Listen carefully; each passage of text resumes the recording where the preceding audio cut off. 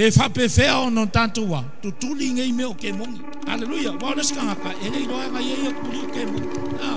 Ke le ame kuli ye isi ke mongi fe mai. Ora u ye le me kuli ke mongi kuli u fo ye. O isi ngata fe mai kuli wa ke mongi nga wa. O fe wa I ma le sa ka lo ke le ko ngolo fale. Ah. O isi nga ka fe wa I ma le sa ka lo ko ngolo fale. Ah. O isi nga ka fe mai fa pa I le vai ya sa e ko ngole. Sola ese leo ki apo.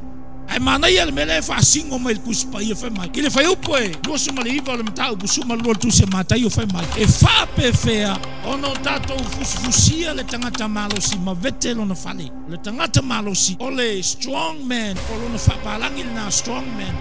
O le tangata malo si le no fo ilungo sea. O se nu. Pa te ingo nei fia pakula.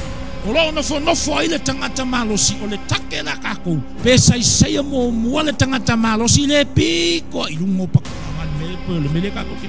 Ono tato mai do le ngalulu e to tonu pakulanga. Makako oya au mai kanga ka le malo le akua. Makako fia ngalu e nga fa evangelia mapokalami. Ina o tato manu malo fi. Ile tau ilunga. Ina o tato sai le tangata malo. Amen. Bind the strong man first. Vai sai le tangata malo si mo mua. Ongo kako wole vete le fale.